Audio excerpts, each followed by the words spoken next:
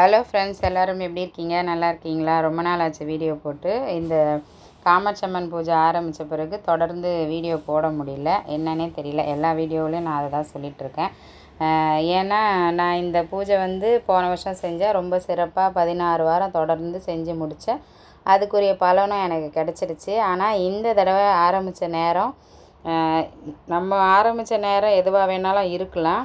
ஆனால் நம்ம என்ன விஷயம் சங்கல்பம் பண்ணியிருக்கோமோ அந்த விஷயத்துக்கு தகுந்தாப்புல தான் இந்த பூஜையும் தொடர்ந்து செய்ய முடியுது. இப்போது புதுசாக பார்க்குறவங்களுக்காக என்ன பூஜைன்றதை சொல்லிடலாம். நான் காமாட்சம்மன் பூஜை ஆரம்பிச்சிருக்கேன். அந்த பூஜை எப்படின்னா, நம்ம இந்த வாரம் ஒரு அகல் நெய் தீபத்தில் ஆரம்பித்தோம்னாக்கா, அதே மாதிரி தொடர்ந்து நம்ம 16 வாரம் நெய் அகல் தீபம் ஏற்றணும். அதுதான் இந்த பூஜையோட மொத்த மீனிங்குமே அதான். அந்த காமாட்சம்மனை இந்த மாதிரி ஒரு படம் வச்சுக்கிட்டு நம்ம வாரமே நல்லா தொடச்சி சுத்தம் பண்ணி நெத்தியில் அதாவது இந்த படத்துக்கு ஒரு பொட்டு வச்சணும். இந்த படத்துக்கு நிறைய பொட்டு வைக்கிறாங்க.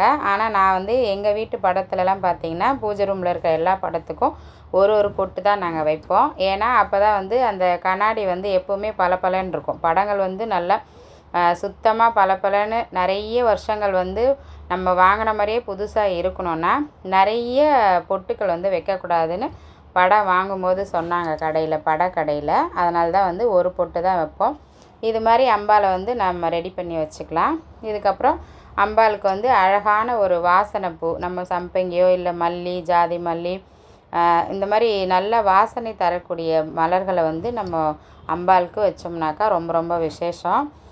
அம்பாள் எந்த அளவுக்கு நம்ம பக்தியாக அந்த பூஜை செய்கிறோமோ அந்த அளவுக்கு இந்த பக்தியில், இந்த பூஜையில் நமக்கு பலன் கிடைக்கும்.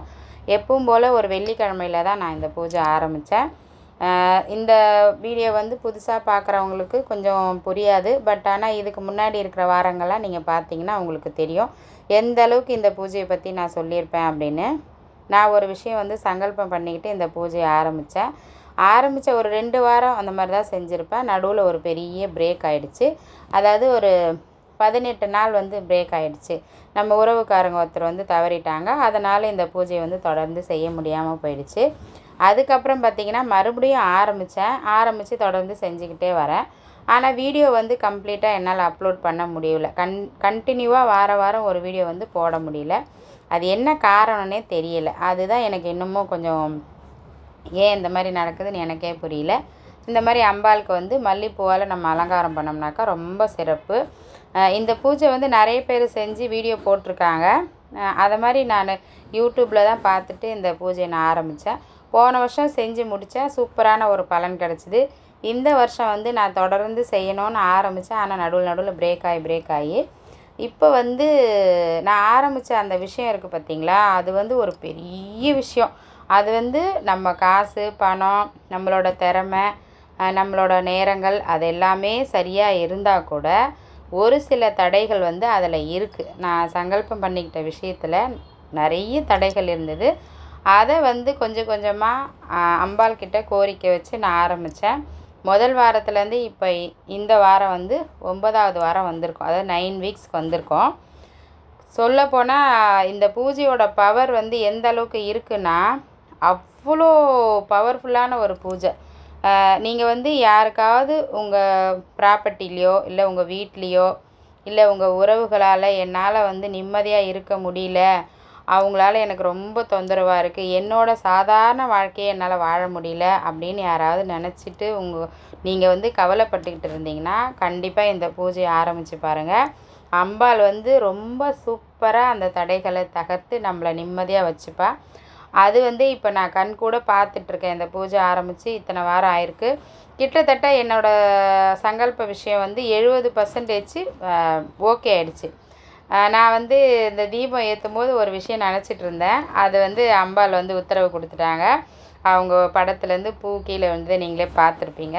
எதுக்கு சொல்கிறேன்னா, எந்த ஒரு பூஜையாக இருந்தாலும் நம்ம எந்த அளவுக்கு எந்த கடவுளாக இருந்தாலும் சரிங்க, எந்த அளவுக்கு அவங்க மேலே நம்பிக்கை வச்சு நம்ம பூஜை செய்கிறோமோ அதனுடைய பலன் கண்டிப்பாக கிடைக்கும். ஆனால் நமக்கு தேவை கொஞ்சம் பொறுமை வேணும், கொஞ்சம் அவசரப்படக்கூடாது. இது நடக்காதோ அப்படின்ற எண்ணம் மட்டும் என்றைக்குமே வரக்கூடாது. நிறைய பூஜை விஷயங்கள் வந்து என்னோடய வீடியோஸில் நான் பேசியிருப்பேன். நீங்கள் வந்து என்னோடய பழைய வீடியோஸ் பார்த்தீங்கன்னா உங்களுக்கு தெரியும். ஏன்னா பக்தியில் கிடைக்காத விஷயம் எதுவுமே கிடையாது. பக்தி பண்ண பண்ண பண்ண நமக்கு வந்து நிறைய நல்ல விஷயங்கள் புரியும், நிறைய நல்ல விஷயங்கள் கேட்போம், நிறைய பார்ப்போம்.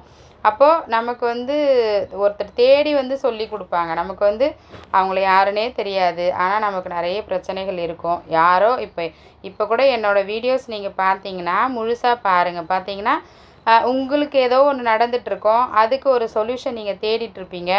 அந்த விஷயம் இந்த வீடியோக்குள்ளே இருந்தாலும் இருக்கும். அதனால் நான் என்ன சொல்லுவேன்னா, எதுவுமே முடியாதுன்னு மட்டும் நினச்சிக்காதீங்க. ஒரு சிலர் வந்து நல்லா ப்ரில்லியண்ட்டாக இருப்பாங்க. அழகாக இப்படி பேசினா இந்த விஷயம் சரியாகும் அப்படின்னு நினச்சி ஒரு சில அணுகுமுறையில் சில விஷயங்கள் முடிச்சுப்பாங்க. ஒரு வகை அது. இன்னொரு வகை என்னென்னா, காசு பணம் நிறைய இருந்தால் பிரச்சனைகளை ஈஸியாக தீர்த்துக்கலான்னு இன்றைக்கி கலியுகத்தில் சொல்கிறாங்க. ஆனால் அது நான் முழுசாக நம்ப மாட்டேன். காசு பணம் வசதி பதவி இதையெல்லாம் தாண்டி ஒரு விஷயம் நமக்கு இருக்குது. அதுதான் வந்து நம்மளோட நம்மளோட விதி கர்மா அப்படிலாம் கூட சொல்லலாம். அந்த மாதிரி ஒரு விஷயந்தான் எனக்கு நடந்துகிட்ருக்கு. எப்போவுமே வந்து